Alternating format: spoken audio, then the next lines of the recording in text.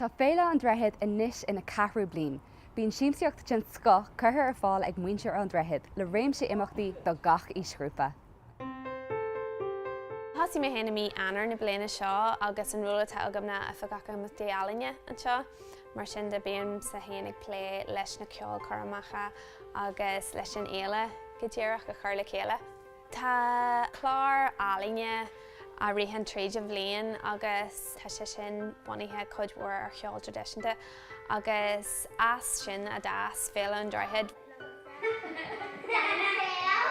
Well, bhí mé déanamh cearlan bag drámaíocht ar maidin agus an sin cearlan go hosnathirí graffiti leis na báistí agus buchas gur bhain siad an sultas agus bhí cuid acu in aineong nach chuir ná an néad sin dhéanamh ó Feilean na fiúin imach láir a chuig bhí man ná le Greensfordí dhéanamh leo agus hána se le beh nach chuilegan acu mesan.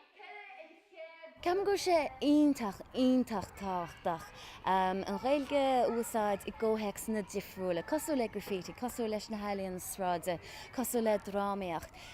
So go ige spreag fir spéis na báistí sa teanga a bheala eile.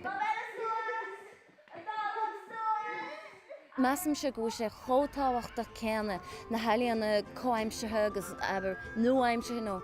Beidir nach chuir sí có nuaimsethe i méile ach tá siad pasbeag nuaimsethe trí bhean na Gaeilge. Agus tá sé táchtach gomach solarthir sin cure ar fáil go fáistí. So go ige bheiceadí scuilinn sé chun normáil sa chéanna an Ghaeilge úsáid hes na cótheics na seo is tá sé béirla úsáid. Aber maidir le graffiti agus ní Feilean sráide agus gach éon 6 cótheics gur an Ghaeilge úsáid agus sprí ó bhaint as an teanga úsáid cuma céad atá arsúlagad.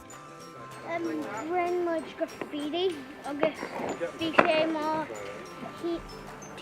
an first le January bhí sé ar dói agus bháilim sa January nó back garden.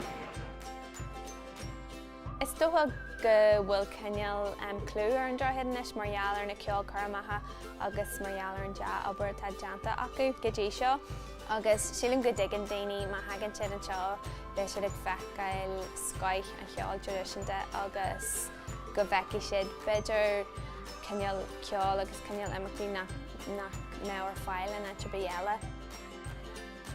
Bíonn ceol, crack agus ar nói an Ghaeilge ar fáil seo ag Feilean Droichead agus a gach duine ag súil hána féin le Feilean Droichead 2013.